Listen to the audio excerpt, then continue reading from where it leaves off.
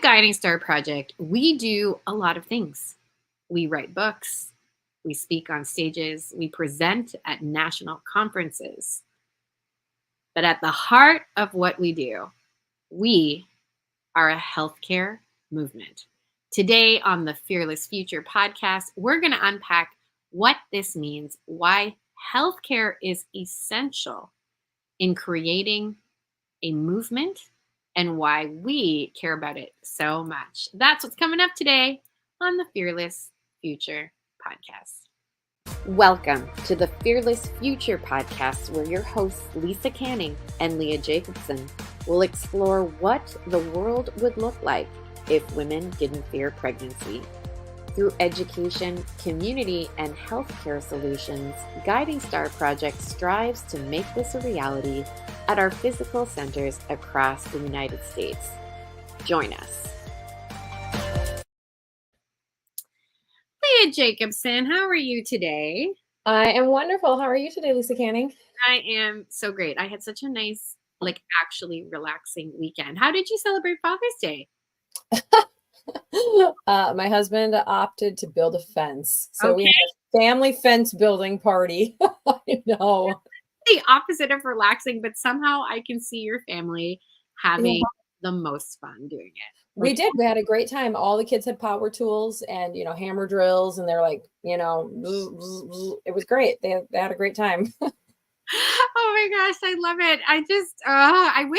I really do. I sent you this text the other day. I wish that we were neighbors and I could just come over with dinner with my gaggle of kids, or your gaggle of kids can come over to we would need a table to seat 20, almost 30 people. We would need I got 9. You got 12.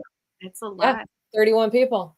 31 people. Okay, well, tell your husband Josh to build a 31 table dining table. And now that our backyard has a privacy fence coming up, we'll put it right in the backyard, and we got plenty of space on the patio. We'll build a long table, and we'll just have fun.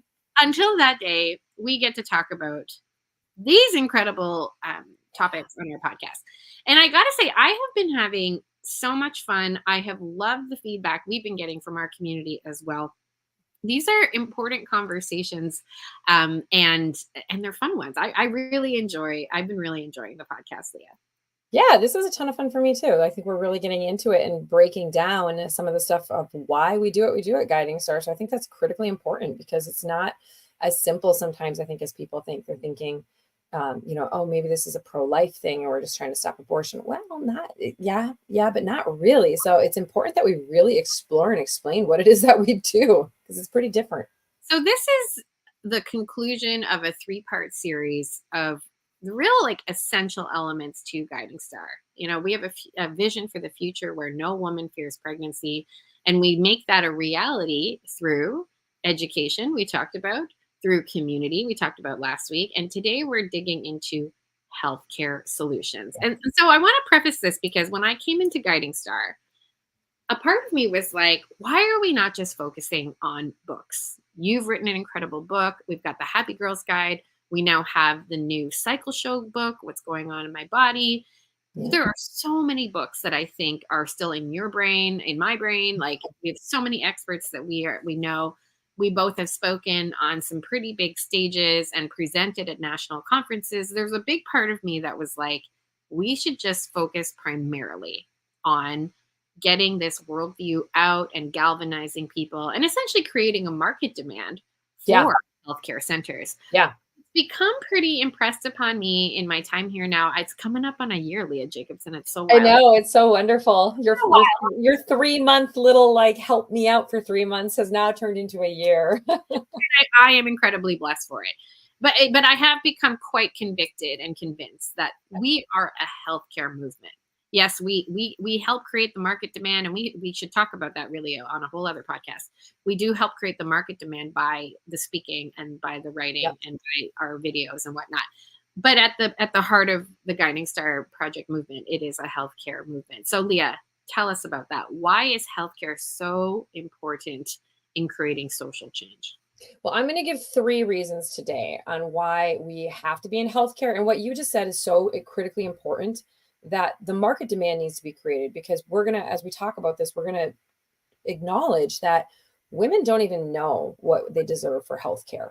We've kind of just been normed to this reactive sort of, you go to the doctor when you're sick, you hopefully somebody tells you what's wrong with you. And like, we don't expect a lot, quite frankly, from our healthcare providers. We don't even demand that we be taught some of these basic things. And so creating the market demand through education is a critical component of what we do. Just telling women over and over again, you're good, your body's not the problem, like you can ask for more, you deserve more. Like that's a really critical part of what we do over and over again, is just tell people you deserve better healthcare.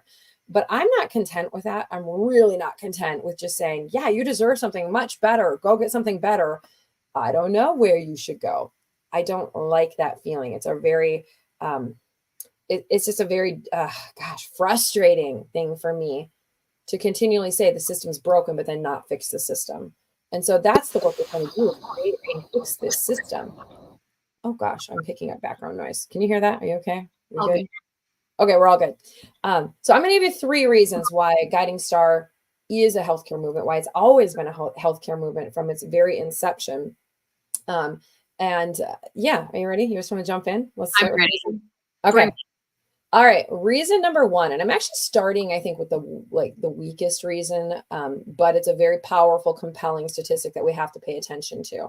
And reason number 1 that we need to be in the healthcare game, if we're trying to make cultural change, if we're trying to change the standard for healthcare, if we're trying to create a culture of life, all these sort of things that we say, is that healthcare remains the number 1 trusted profession in the United States for many decades now. I was just looking recently for a presentation I was giving, and the 2024 rankings came out.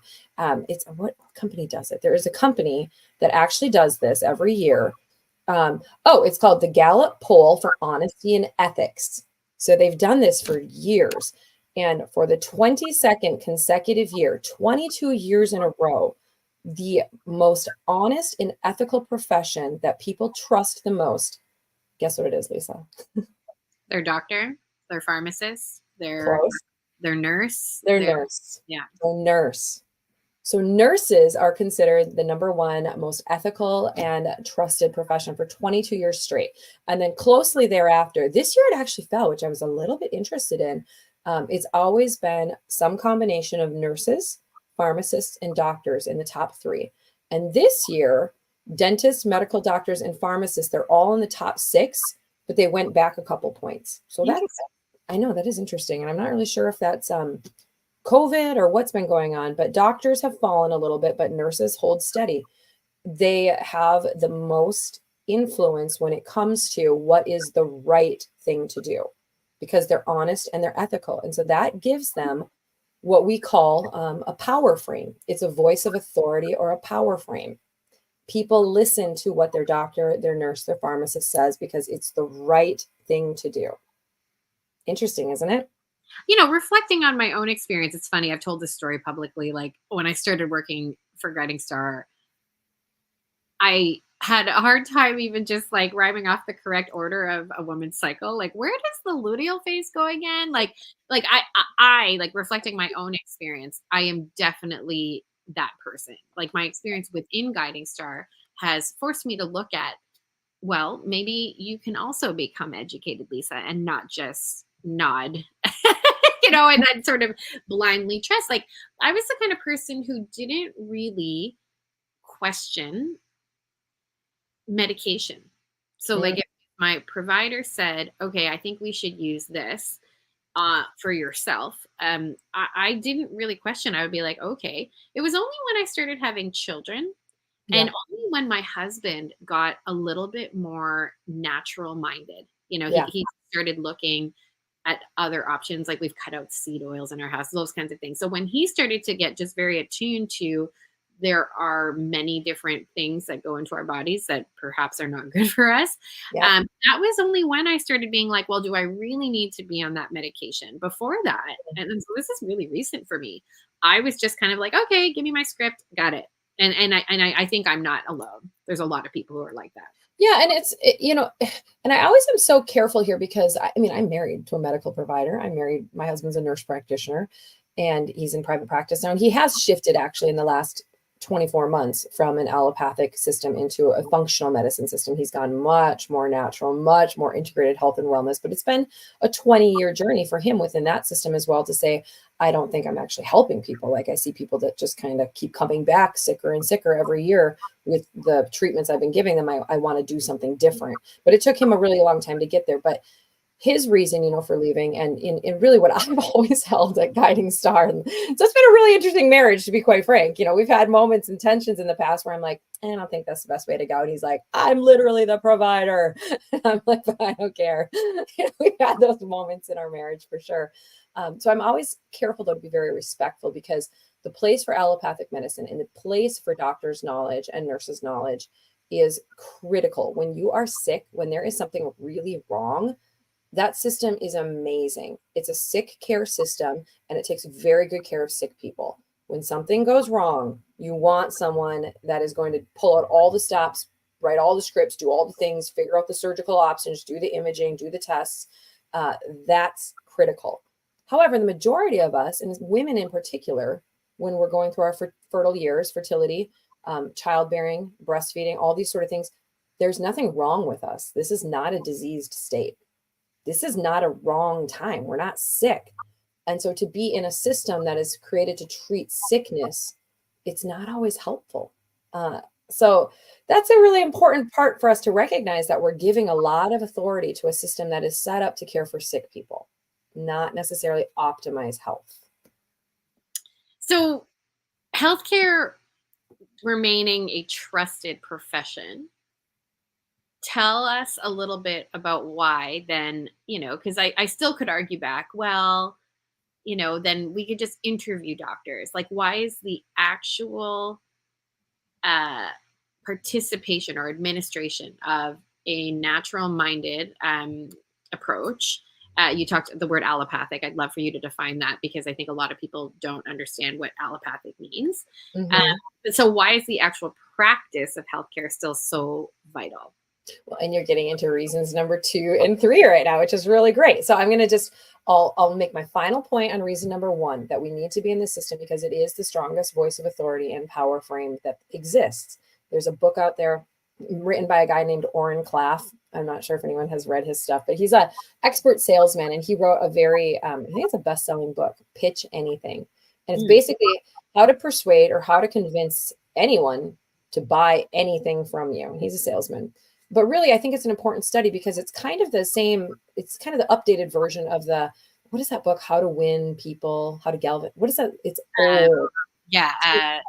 Oh gosh, it's like a little black book. I Yes, from like the 1920s or 30s, like the original, like how to convince people book. It's like how to win people and galvanize them or something like that. I think it's Roosevelt, right? I think it was Roosevelt who wrote it. Was around that time. I don't know if he wrote it. How to Win Over Others, something like that. But anyways, the updated version of it, basically in our modern times, would be Oren Klaff's Pitch Anything book. And in there, he has a line that has just always stuck with me. And he talks about the highest power frame in the United States is that of the medical doctor, because it's a moral authority that people want to do what's right. It's a moral authority, even more so than a priest and a pastor. A medical doctor is seen as the person who will tell you to do what's right. And his quote in this book, I read it and I was like, oh my gosh, he's right. He said, even the president of the United States, arguably the most powerful person on the planet, who controls gross domestic product exchange, who controls the largest military on the planet, when his or her doctor says, pull down your pants, the president does it without delay. I was like, well, then that's power.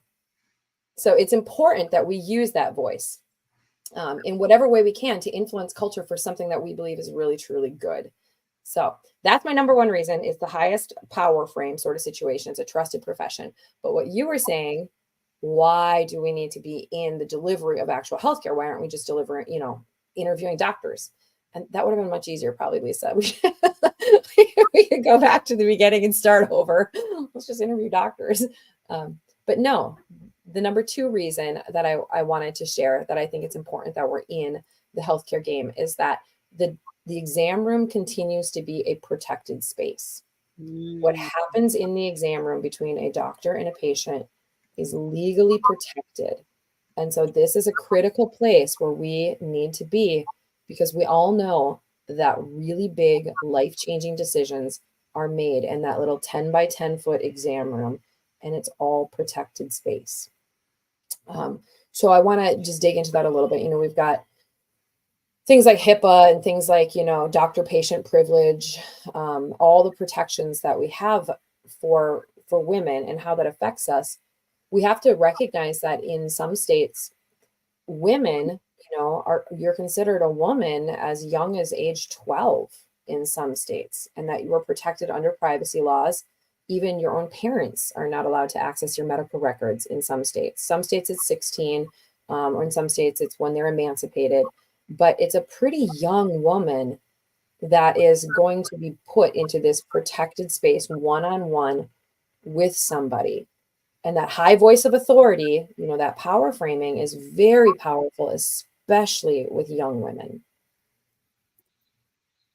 So I think that's a really important point that we all have to just kind of pause and recognize that you may be trying to influence a friend, your daughter, of somebody, but when they go into that exam room one on one, the outside world is kind of blocked out. It's kind of a soundproof booth where a very strong moral authority is now talking.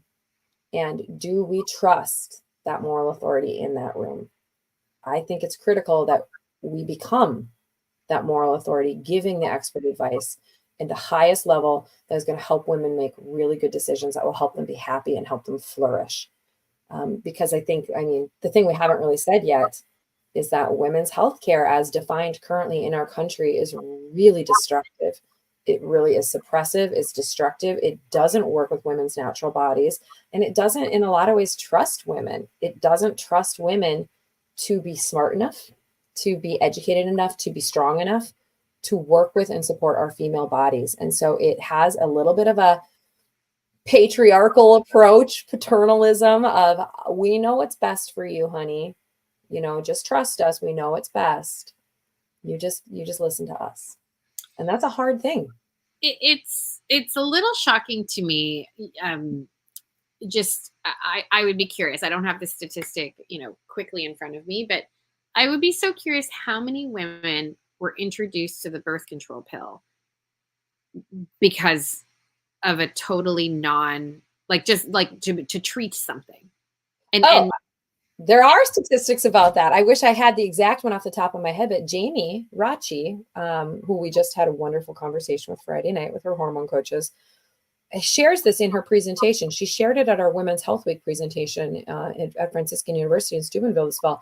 And it was a high percentage of women are on the birth control pill for something completely unrelated to family planning. and let's just say you were raised, like, I don't know what the word I'm trying to find here, but just like, yeah, you just like, you're not like, you don't have somebody in your life like my husband, who is like really into, finding the most natural approach. Like, yes, we do medications and vaccinations as needed, but like, we really do look for, okay, well, what's the most natural approach before we need to go to something more prescriptive, for example.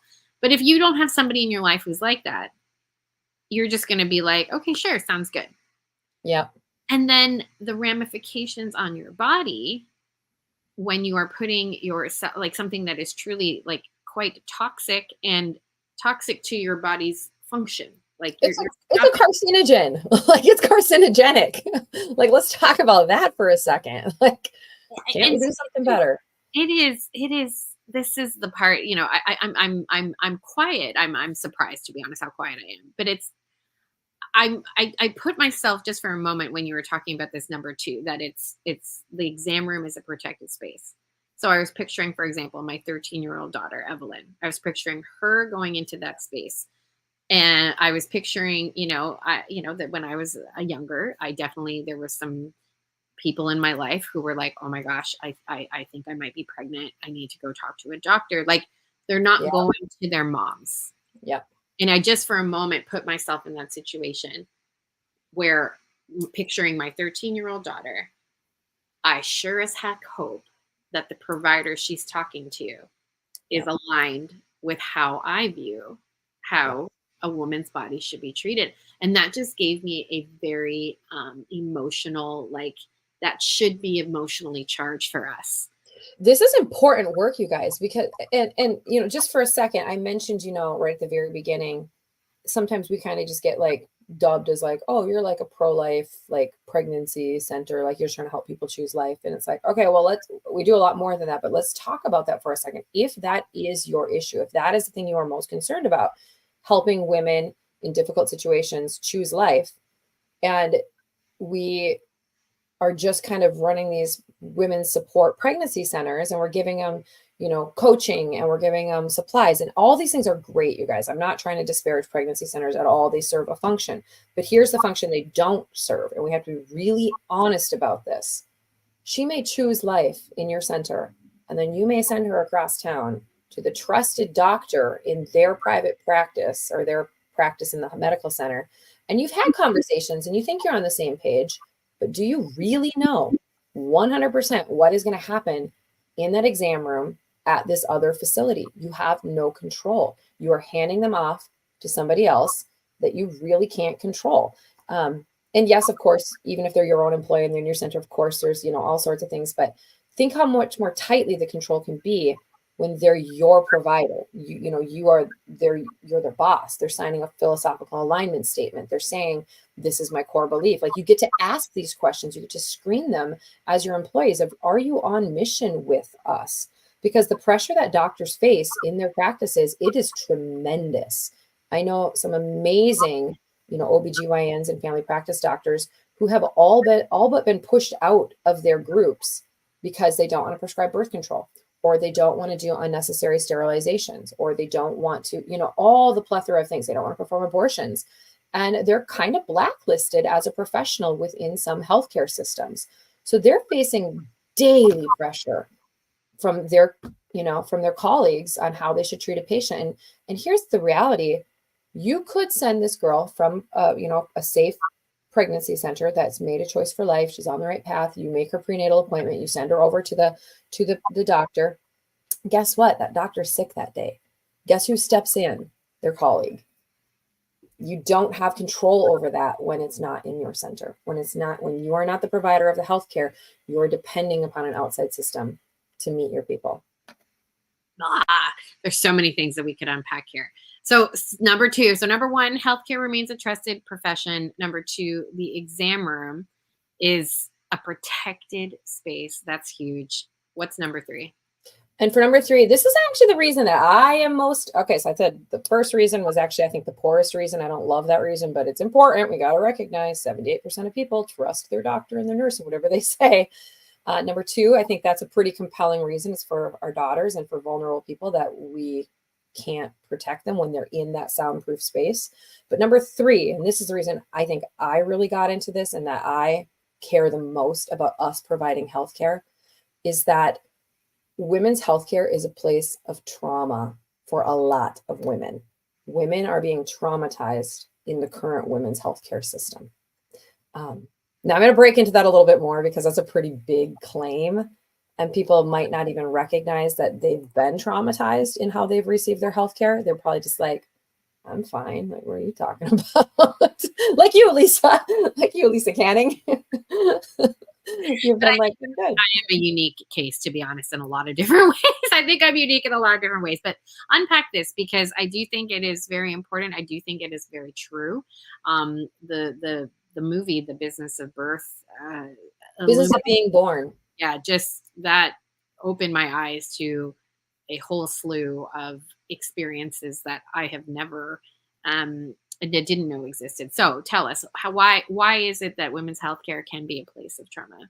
Well, not even specific to the women's healthcare pieces of it. So like, you know, fertility, childbirth, breastfeeding, those are kind of the three specific areas of just women's healthcare.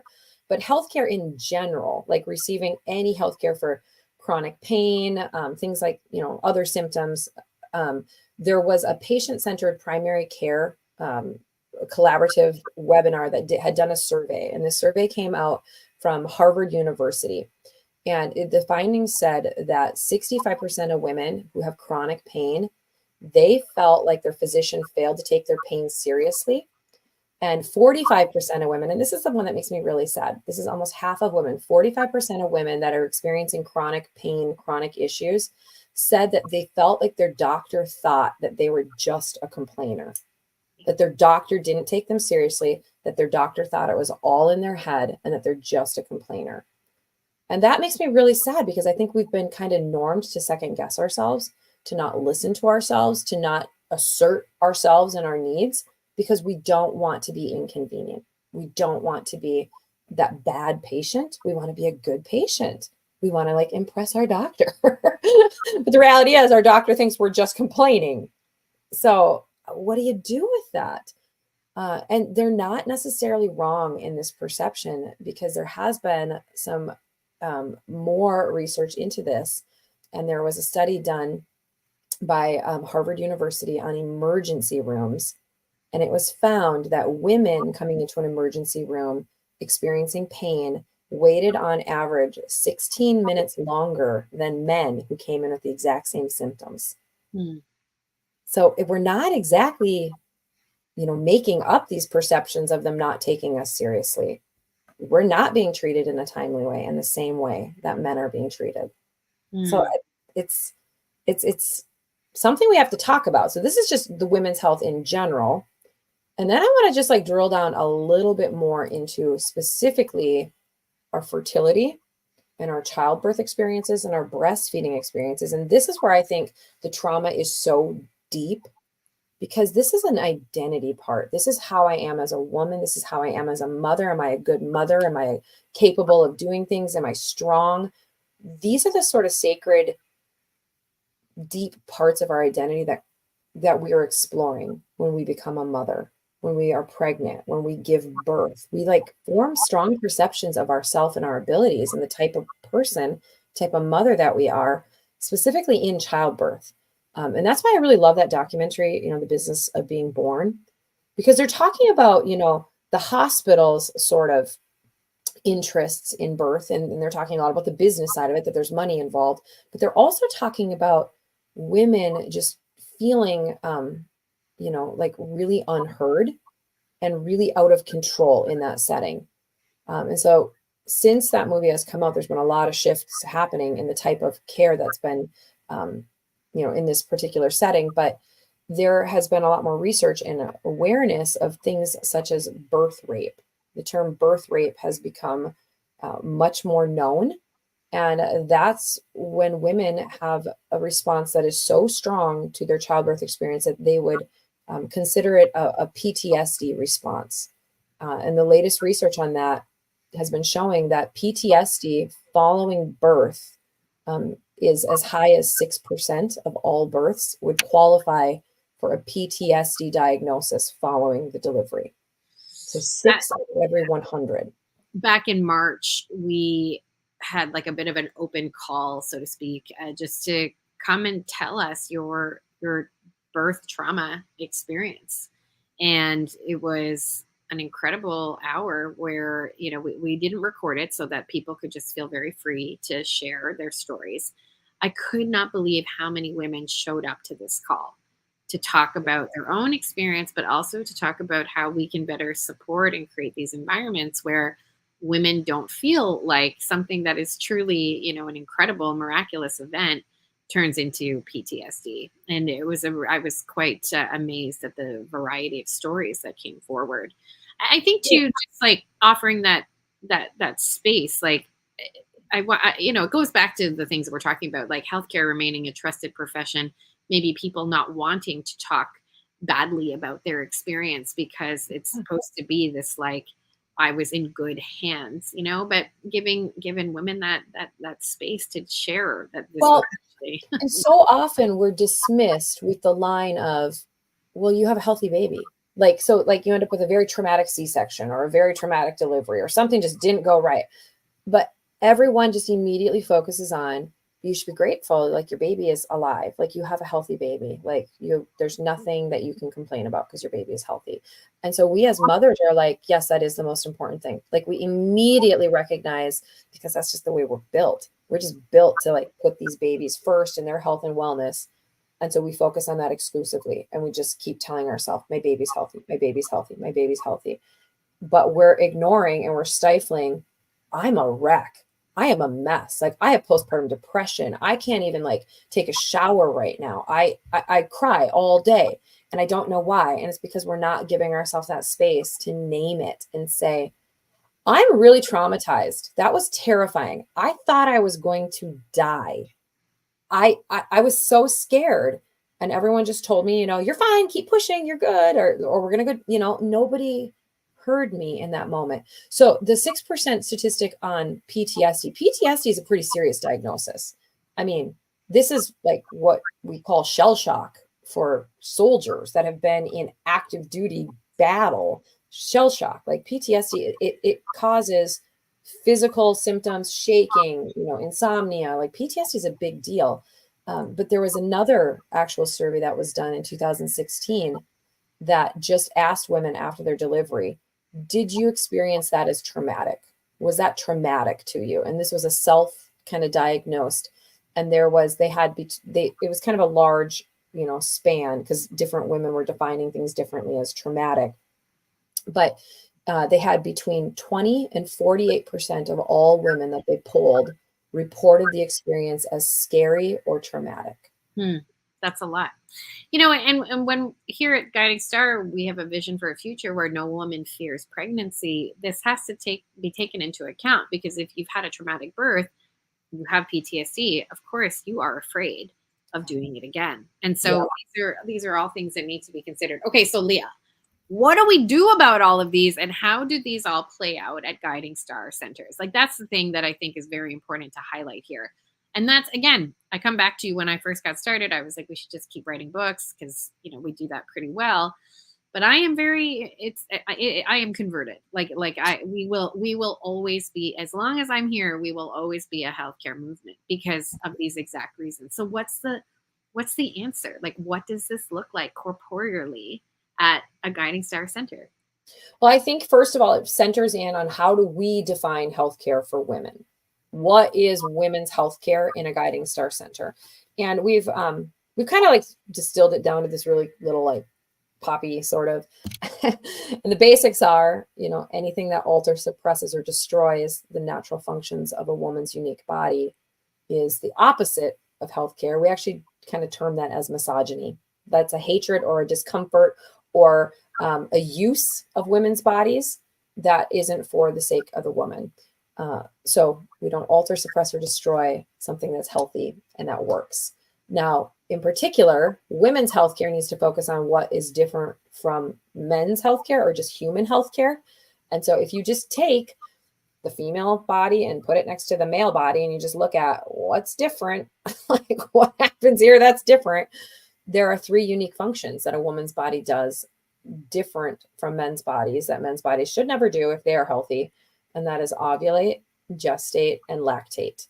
And so those are the 3 core women's health functions that we focus on in our centers. And we protect and we equip women to understand them. What you said in the last 60 seconds is very important. It's taken me, I think, almost a year to really understand that is the heart of what we do. Women's healthcare is a focus on our ability to gestate, ovulate, and lactate. And I think if you just understand that is how women are unique, that's what makes us different from men. That's like the very first place I think we need to come to terms with as a culture, that those 3 things need to be protected. And that's, I think, a really big part of what we do at Guiding Star. So those 3 things are really, really important. How else does this show up in real life in our centers? So with that definition of, these, we call them the female superpowers, is what we've always kind of just like our female superpowers. We ovulate, we gestate, we lactate. How awesome are we?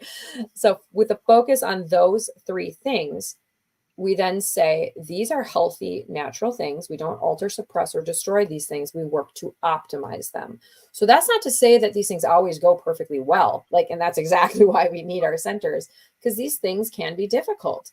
There is a lot of knowledge that can be passed down from previous generations that can help us. And we acknowledge that that's been lost for the most part, that sort of generational passing of this is healthy breastfeeding, this is healthy, like how cycles work, like that conversation. I mean, I like to think that it used to exist, but I can't actually prove definitively that that knowledge ever was had in ancient times. I mean, we look at ancient women's healthcare and we look at how, the body was treated for women, in ancient times. And um, I think we're entering, maybe perhaps, I mean, this is a pretty bold claim, historians may like rip me to pieces on this one, but I think we're reaching the first time really in human history where we have the benefit of scientific development, of research, of all the good parts of the allopathic medicine system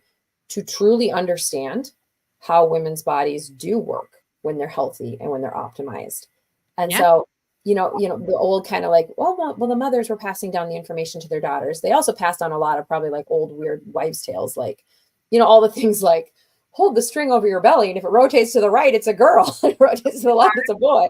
Like there's all those weird kind of things too that were passed down. And There different were, cultures have different weird ones. Filipinos have like really interesting ones. Anyways, I digress. But the other thing that strikes me today is that we have technology in our own homes, so we can yeah, measure our hormones. We can, yes. we have monitors, we have thermometers that can be connected to our smartphones. Like there's a lot of technology available to give us a lot of data.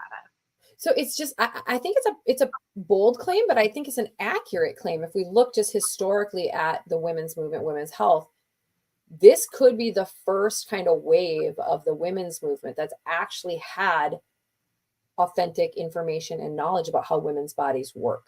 Hmm. And that is a huge opportunity for us to kind of reset this whole societal system of how women interact in the workplace, how we interact in the home, outside the home, what our role is, taking into account that our bodies are different. Yeah, yeah. So I think it's just this exciting time, you guys. It's so exciting. We understand now when we ovulate, how we ovulate. We understand, how, I mean, there's still a lot of work to be done. Admittedly, women's health has not had the same attention and research that it should have. Um, but we're getting there. It's we're really close to being able to create a system for women. And so, very practically speaking, because we do not alter, suppress, or destroy a woman's natural functions in the areas of lactation, gestation, ovulation. What that means in just very layman's terms, right, is you're not going to be prescribed birth control at a Guiding Star center. You are not going to be given an IUD or any other artificial method for suppressing your fertility. What are you going to be given? You're going to be giving a whole lot of tools and a lot of education. I mean, that's going to be the baseline, is that you come in and you are going to learn. You are going to take all of this, what I was just mentioning, all this advancement, scientific advancement that's been happening and that's really not been put to the forefront. For the last 30 years, there has been a lot of tremendous breakthroughs in understanding, problems with fertility, infertility, recurrent infant loss, all the things that we really don't talk a lot about because there's no incentive. When we get to the whole like business of being born, the business piece of it, we do have to just acknowledge and say this. There's not a lot of money in women knowing how their bodies work. There's not a lot of money in women not picking up their prescription for birth control, not paying for it. Them instead watching their signs of fertility, being taught how to know, how to really predict very accurately, 99% effectiveness on when they're ovulating. If there's a problem, being able to detect this isn't normal. That is not good for big business, big pharma. But that's really good for women. And that's what the business we're in. We're in the business of women being whole. And then we're also in the business of women being heard. So tell us about how an appointment would look that might be very, very different, just to speak to that point number 3, where you're going to be heard. What does that look like in a Guiding Star Center? Well, Guiding Star is pretty committed to the midwifery model of care. for, pregnancy and childbirth, delivery, and even just looking at, a midwife appointment versus a typical prenatal appointment that you would get in a regular hospital system. We're talking time. I mean, time is probably one of the biggest differences in the type of healthcare that we believe in, because women are very relational and women process with one another, and we talk and we work things out. And you need your provider to have that time available in their schedule. So a typical appointment at Guiding Star, we ran a survey actually 2 years ago across all of our Guiding Star centers on the typical appointment time, the length of appointment in a Guiding Star center. And shocking, it was unbelievable, but the average appointment time came out to just about 60 minutes. I can't remember if it was like 61 or 59, but it was only like a minute or two off of a 60-minute appointment. And that's a standard appointment for most healthcare. And that could be, you're coming in for help with adjusting your breastfeeding latch. Expect it to take about an hour because it's going to take about that much time. So it's a slower relational model of medicine. It's not so quick. You're not going to have a 7-minute appointment in and out, boom, boom, boom. You're going to talk through it and you're going to understand why you're being given this supplement or why you need to adjust your latch this way. It's a very relational approach to medicine. And this is where the nonprofit model is very interesting. If you're listening to this podcast, maybe you're new to Guiding Star, or maybe you've been in our world for a really long time. But if this is intriguing to you, I just like an invitation for you to partner with us, because I'll never forget my husband, and I have a lot of love and respect for the OB who journeyed with me through my first 7 pregnancies. But my husband would always be like, do you notice how his hand is like literally on the door, like your entire appointment? I've had some health challenges. I had my thyroid removed due to thyroid cancer. And so they were worried about me in the beginning with pregnancy. So they put me with like the highest risk type of doctor that I could get access to. And then I had so many pregnancies so close together. They were like, you can keep seeing, your OB. It's fine. Like, it's fine that you're here in the very high risk area. So I was kind of, I think, like a breeze for him. You know what I mean? Like there was never really any complications when he would come to see me. So his hand was literally on the door. He would just be kind of like this. Oh, okay. Oh, it's you again. We'd have a little joke. Oh, right. It's you again. But his hand would literally be on the door. And my husband always remarked on it. Like he would kind of like always take note to see. And Lisa, if you had a problem, and it's interesting that maybe your husband was a little more attuned to that, because, you've shared pretty openly, your husband has had, more mental health, like you have, I would be attuned to that. I would feel very dismissed, and I would feel like they don't have time for me. Like they don't want to see me. Like, I think I would maybe internalize and take that personally. And maybe you didn't, and maybe you don't. Maybe you were just like, I'm a busy lady. I got to get out of here. But it's important in this conversation of the 3 things that we talked about, that it's a trusted person you're in front of, it's a protected space, and that for a lot of women, trauma has been part of their experience. It's important to note that these 60 minutes, like it's not a factory. Like we're not, it's a very different approach to healthcare. And it's a beautiful one. And so if this is intriguing, I really just want to invite you to partner with us. You can learn more how to support us at guidingstarproject.com. We are always looking for people to partner with us financially. We're always looking for people to partner with us in terms of education. Join our Guiding Star Academy, where you can learn. If this is the first time you're even hearing about, that you can be educated around your fertility, we offer tons of resources for free. Leah, I'd love for you to just talk about the allopathic versus non-allopathic, because this might be a phrase that people don't understand. So what does it mean to be allopathic? So the allopathic is just, maybe it's a fancy way of basically referring to Western medicine. What we have here in the United States. It depends a lot on drugs, pharmaceutical sort of intervention. My husband, when he talks about, kind of his move out of allopathic medicine, he talks a lot about what I had mentioned earlier, that this is really a sick care model. This is really a model where, as a provider, he said, when I was trained as a nurse practitioner, I was trained to the very first thing when somebody walks into the room and I look at them and I assess them is, what's wrong? I want to make the diagnosis as quickly as I can. What's wrong? And then the next thing that I think is, what do I prescribe them? What fixes it? And so that's kind of just the gist of the allopathic like approach is what's wrong and what do I prescribe to fix it? It's a different model than maybe an osteopathic or an integrative or a functional medicine model, which is the body, it doesn't, if it's not functioning to its fullness, what is the root cause of that? Can the body repair itself? Can we supplement something? Can we correct something? Can we look at how to adjust diet, exercise, sleep, lifestyle to fix this root cause problem? And that's really much more in line with what we do at Guiding Star. If you are having fertility issues, we would say, well, it takes a healthy body to get pregnant. Pregnancy is a sign of health. Pregnancy is a major accomplishment.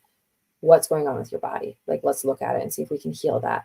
Versus in the allopathic method, you come in with infertility and it's going to be, okay, you haven't gotten pregnant. That's what's wrong. The lack of getting pregnant is what's wrong, not that there's something beneath that. And the solution is IVF. Like, that's the medication, that's the procedure, the thing that fixes it. Instead of saying, what's wrong is that you might have, PCOS, or you might have like severe endometriosis, or you might have a ton of other things that we should address and correct first. Yeah. So root cause is what we're at Guiding Star. We at a Guiding Star Center, you are going to be in the hands of a professional who is going to try to uncover the root cause. We have a lot of partnerships with a more allopathic approach, right? So there are people that we will refer you to when needed. Some of our centers have a partnership right there in the building or right down the hallway. And so there's convenience in that way, but that at Guiding Star, we are going to do our very best to get to that root cause in the area of fertility, in the area that we talked about for women's healthcare.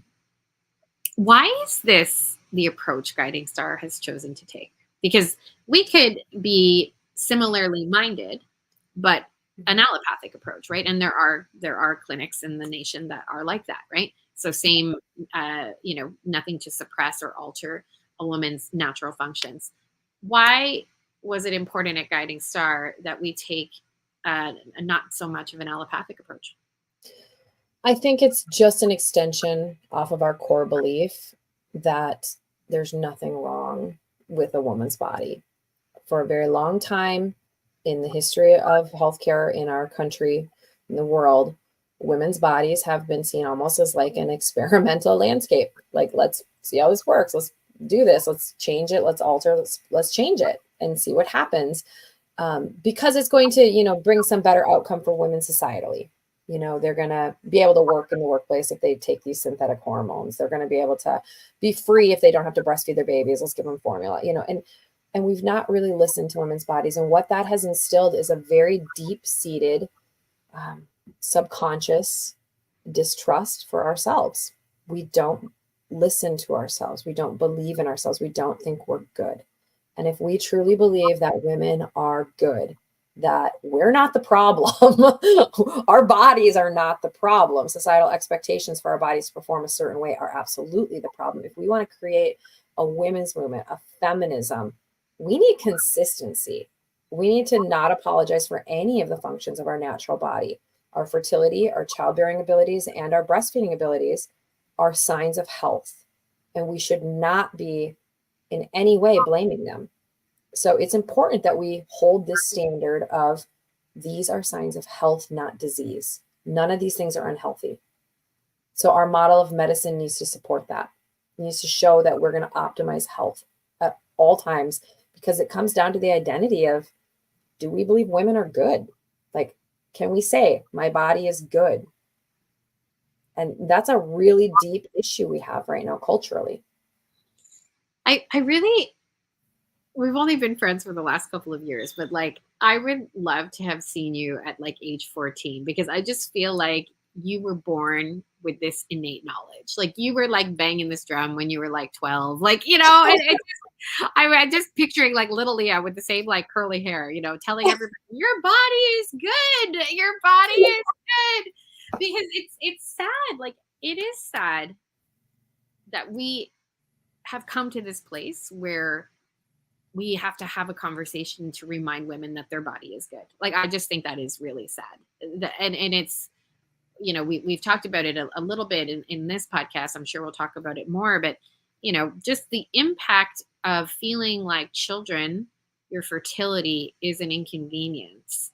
Or it's a shameful thing, like hide it. It's so shameful. Like that's It, sad. it's problematic, and it's problematic on many different fronts. Like it's problematic to society. It's problematic to a woman's stress levels. It's problematic to the way that a woman then treats her children sometimes. Like, that part is what gets me really fired up sometimes. Like, they treat their children as an inconvenience. It's a burden. That's just awful, because then that breeds all kinds of messaging and You power. do that because you think you're a burden. We treat others as burdens when we like feel subconsciously that we're a burden, that I'm too much. It's too much to expect people to make room for me. I need to change myself to show up. And it's funny that you mentioned that. In high school, we had when I took my first like major writing class, my college comp class, we had to pick a topic. And the topic I chose back in 1990, whatever, was female genital mutilation. Oh my God. Such a light topic. Oh my word, Leah Jacobson. Yeah, so again, it's important to have this distinction, like why we are not just, like why we're operating as a healthcare movement.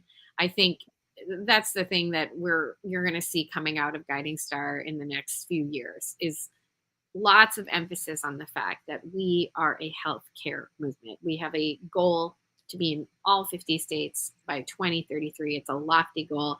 We need all kinds of help to do it. But it's why the healthcare, is essential. So I hope you've been listening to this podcast, you've gotten a little bit more illumination around why healthcare is so important, both to society as well as to Guiding Star, and why we really do need this kind of healthcare everywhere. Leah, what final words have you got on this topic today? The only final thing I'd like to just point out is that, we talked the female superpowers, ovulation, gestation, lactation. There has been support for them individually by certain organizations and certain groups. Some groups will be like, natural fertility is amazing. Like, we need to not be on, artificial contraceptions or synthetic hormones. But then in the next breath, they'll sort of discount natural childbirth or breastfeeding. So it's interesting because certain institutions will love elements of it. They'll say breast is best, like we must support and protect breastfeeding, but then they have zero care about, natural fertility or natural childbirth. And so there have been breakthrough moments where each of these sort of feminine abilities have been supported to some degree. But what does it say to women when this part of you is good, but this part of you is bad? We need a consistent message that all these things that you do uniquely all deserve to be protected and cared for and optimized in their natural state. And that's what we do at Guiding Star. That really, I don't know of anybody else that is fighting the way we are for that holistic view of womanhood. So. Well, I'm beating the drum with you, Leah, because I'm converted. And I know there are a lot of people listening to this podcast who are also converted. Let us know if you're watching this live. Are you with us? Is this the kind of healthcare you want to see? If you are looking for care, I want to send you to guidingstarproject.com. And I'm going to share my screen here if you're watching this on YouTube with us. If you are listening to this wherever you love to listen, just go to guidingstarproject.com. And I want to show you where you can learn about our centers. So you just go right to the top, what we do, and there's a little drop down that'll say find care near me. So you can see where there is a Guiding Star center near you. And I also want to alert you to our 4 core services. So you can see on the website, natural fertility and family planning, pregnancy care and birth services, breastfeeding and postpartum care, and motherhood and family life. This is who we are. This is what you do. If you do not have a center near you, we want to encourage you to go look at the work of herplan.org. Herplan is a directory where their providers have had to sign a philosophical agreement. They're not necessarily all perfectly aligned with Guiding Star, but there will be some providers there that can help you if you're looking for a similar, worldview that we are believing that all women need, Leah. Yeah. And it's an honor. I say this all the time. It's an honor to do this work, but it's, I've just turned 40. I continue to be surprised that this is stuff that only now in my older, like in my recent adulthood, did this become like something that I care about, that I think everyone should care about. And I think it's for a lot of things we talked about in this podcast. Like, I just simply trusted all of my healthcare providers, and I had great experiences. So I had no reason to kind of doubt to trust them. But I'm learning real quick, like, there are things that perhaps I would have done different with a little bit more, what's the word, confidence, I guess, in my own ability. The confidence in my ability to navigate it came from like very random sources. That sounds funny, but like it didn't really come from me. Even I never had this innate sense of like, you and your body is good. Like it was always just kind of like, oh, a friend mentioned this to me. Oh, maybe I should mention that to my doctor. Like it was random. My advocacy was somewhat random. And so I'm only learning this in my late 30s, early 40s. I desire this so much for my daughters. Yeah. I think that's really at the heart of it for me, why I am so convicted about this approach to healthcare. Is I look at my young daughters and I think, my goodness, if you could go through your adulthood without feeling shame and fear. Yeah. That's the heart of it. I don't want my daughter to ever apologize for her healthy, beautiful body. Or even to be scared, Leah, like to be scared, or to be kind of like, this is going to be, I don't know, painful or uncomfortable, or, like traumatic. Like, just imagine we could just rejoice. Yes, it might be inconvenient when you get your period, but like, imagine we all rejoice that I have a body that is fertile and able to create life. Like, imagine. And these are signs of health. Like, if we could just normalize that this is not a disease. That's the new sticker. Congratulations. Your period means you're healthy. Here you go. Way to go. You are a healthy individual. All right, Leah Jacobson, always a pleasure. We will see everyone next time on the Fearless Future podcast. Thanks for listening. Bye.